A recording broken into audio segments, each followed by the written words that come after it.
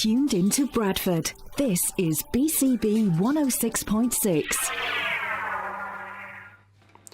Hi, my name is Heather and welcome to Movie Madness.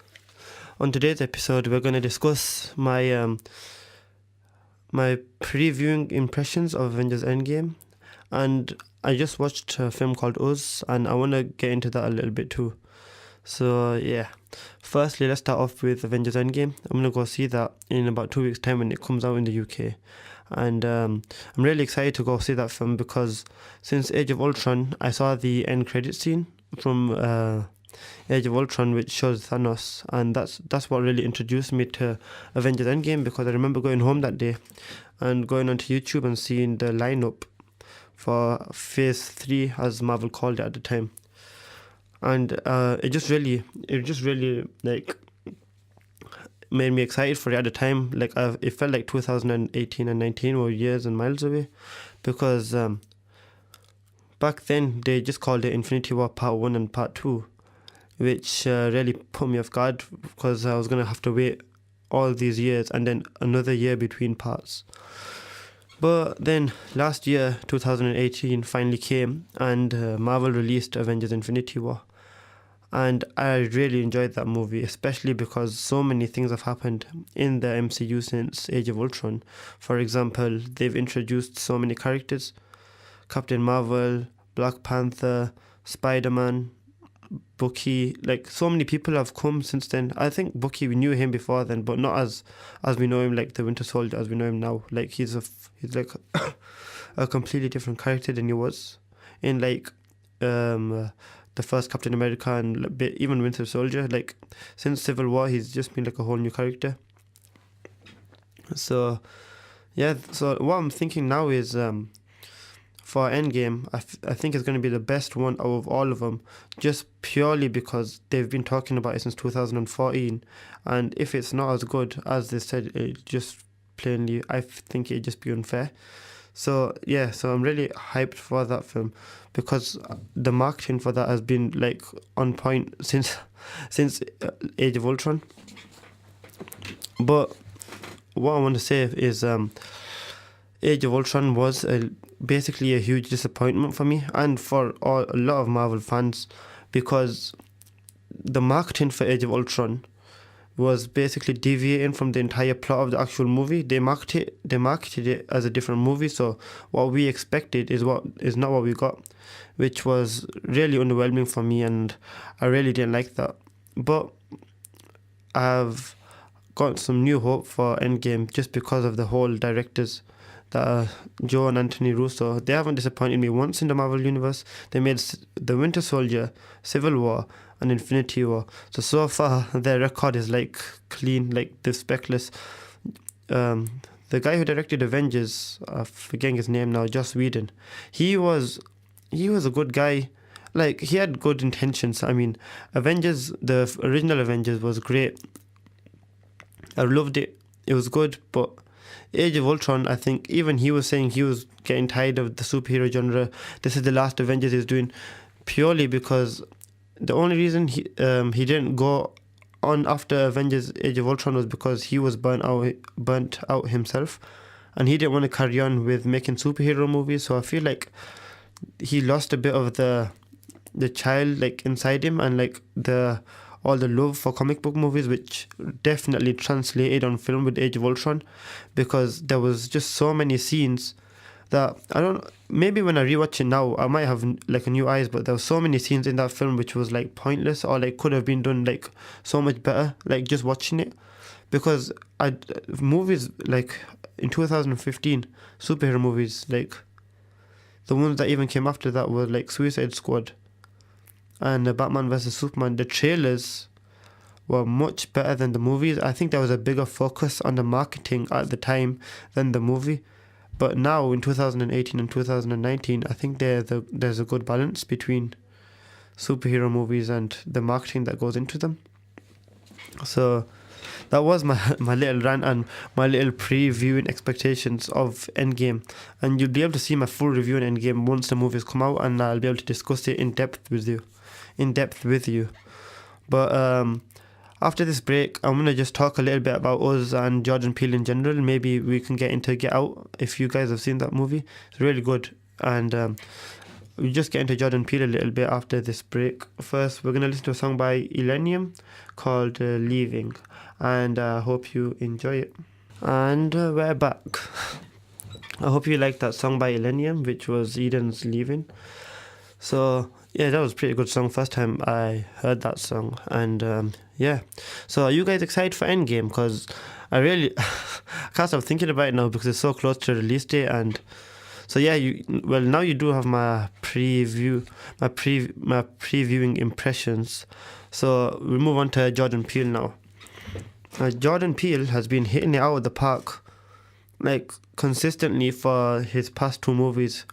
His first ever movie he made was Get Out, which he directed and wrote, and that movie it got an Oscar, and it was his first ever one. And he's a comedian too, which is like such a shock to me because you never ever see that happening with comedians. No other comedians. People try to write movies, but it just doesn't work. But with him, it was like pinpoint accuracy, and it just hit the right chords with everybody.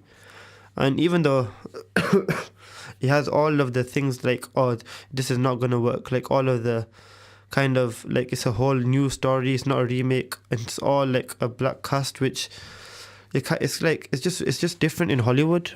And I'm really excited that this has worked out financially and it's corresponded well with the audience, because now there'll be a lot more movies like this will pave the way for a lot more, hopefully. So wait, I'm talking about Get Out by the way. So should we talk about Get Out before we talk about Us? Because I just watched Us recently, and Get Out basically did come out first. Get Out follows the story of a man who's in love with a white woman who goes over to meet her parents for the first time, and the whole movie takes a twist when we find out that her family is a bunch of psychos, and they are basically swapping their own bodies, their brains, with the black people's bodies, and they're basically all like buying these black people and taking them over physically. And it's just crazy. It's like a psychological thriller, but it also can touch into the gore aspects of horror, and it's just a really good experience to watch because it's like a fresh take on this genre, which we don't see like a lot. And one of the reasons I really like this movie is because this movie managed to trick me, which doesn't happen a lot in movies, but I fully was on the white family side the whole time. the whole time of the film, I was on their side. But when the whole twist happened, it all made sense right away, because just of how the story and how everything is built up from the foundation. And it's just great how he mixes with the comedy too, with Little Ray. He's a up and coming comedian who has the special that's been presented by Kevin Hart, and he's just a stand up comedian, and you can fully tell what he is in his film, because that's just what he plays. He basically plays a stand up comedian in the film, and it just all works out great because the comedy doesn't overshadow the horror, and the horror doesn't overshadow the comedy. It all is on an equal like playing field. Everything works out fine, and it's just everything that intertwines with each other. It just works perfectly.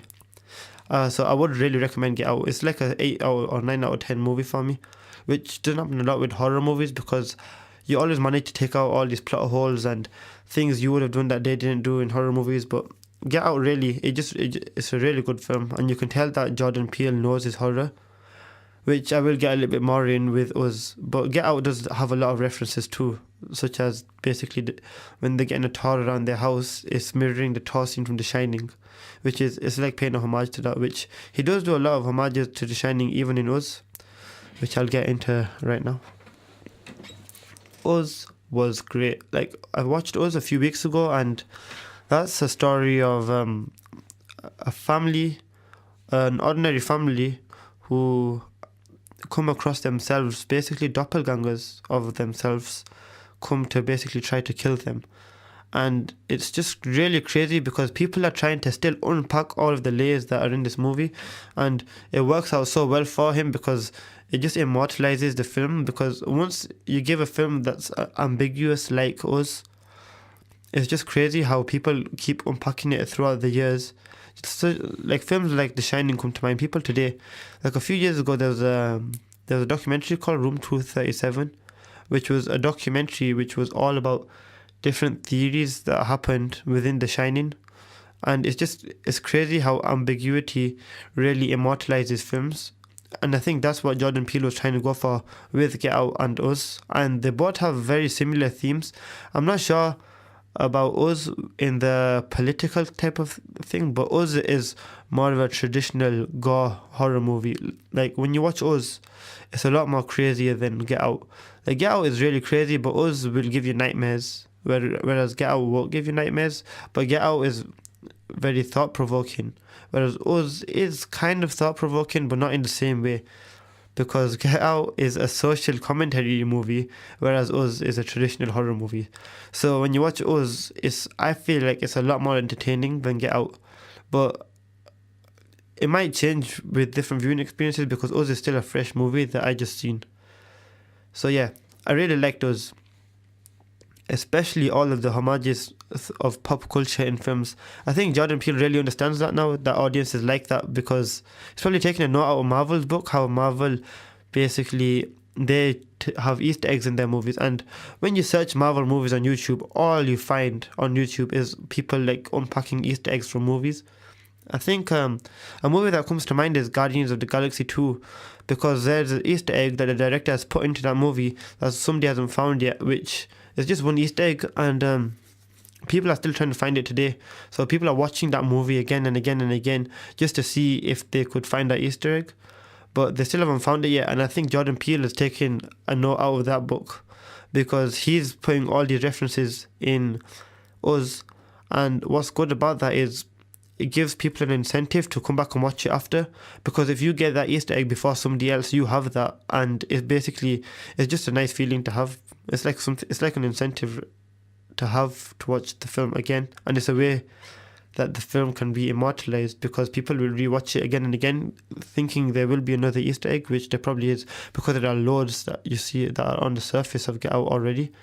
Like at the beginning, obviously the girl wears the Michael Jackson Thriller shirt, and there's the two twins in the movie, which is basically an homage to The Shining again, which this really solidifies my thinking that Jordan Peele really loves The Shining. I mean, I like The Shining, but probably not as much as him, because he's paid homages to it in all of his movies. It's just great. I love watching films and then finding out, like, just a click in my head, like, oh yeah, this is what he's doing now, he's paying homage to this, and it's just awesome. What I really liked about Us is the acting. The acting in Us was like really good, because each actor has to act as two people. So like the mom has to act as the evil mom and the good mom.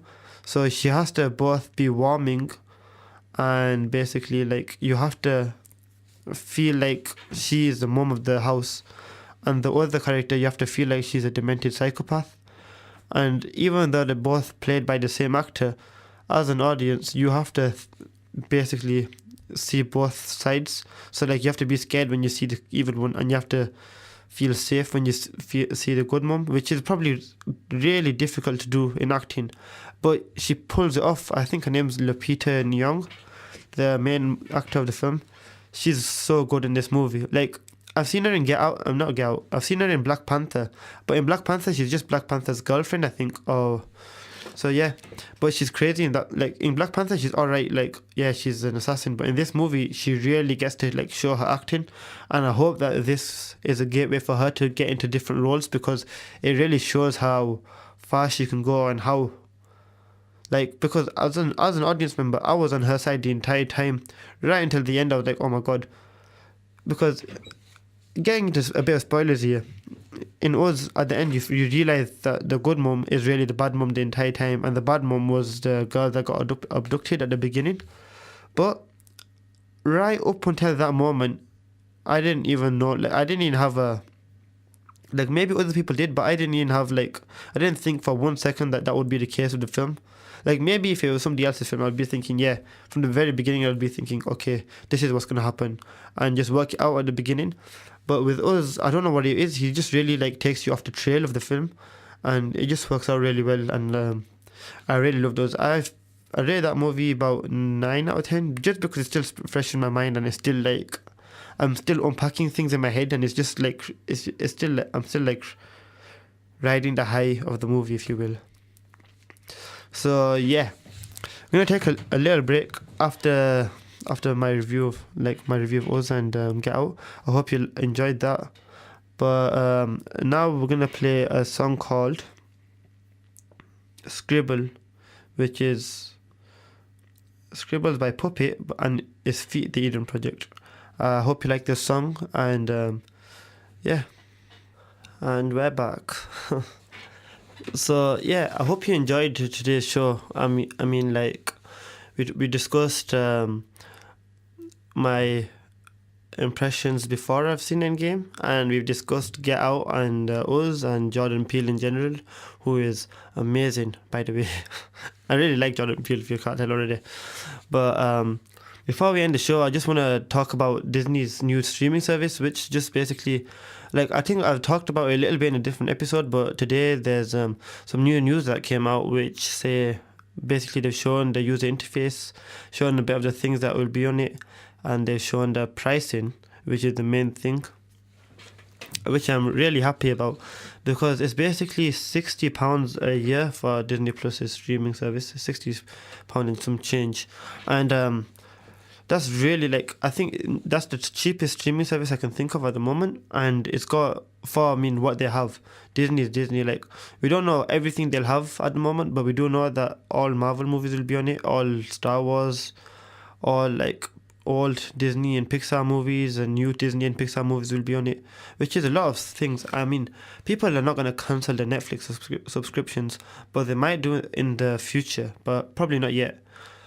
But yeah, I think, yeah, it's called Disney Plus, and Robert Iger basically showed a screenshot of it on Twitter, and the user interface looked great, but yeah, the only thing, the downfalls of it is it's only Disney stuff. Like, Netflix is not a production company, so they can have different production companies partner up with them, and I don't know how that's going to work with Disney. But apart from that, I really like the idea of it, I really like the price of it, and I think it's going to be successful just based on the factor of like the superhero side of it. And if superhero movies are going to, because Disney, they have pulled like Daredevil and Jessica Jones from Netflix, they might pull superhero movies off it, and if they do, and Disney Plus is the only place to do it, it'll be great, because it won't be great for people who have Netflix, but it will be good for the price. But on the downside, it is another streaming service and another thing to pay for. So yeah, that's my thoughts on the Disney Plus streaming service. So I've generally I'm mixed on it, but I am optimistic about it. So yeah, so that was today's episode of Movie Madness. I hope you enjoyed it. My name's Head. This is Movie Madness, and I hope you guys have a great evening. I hope you enjoyed today's episode, and yeah, thanks for watching.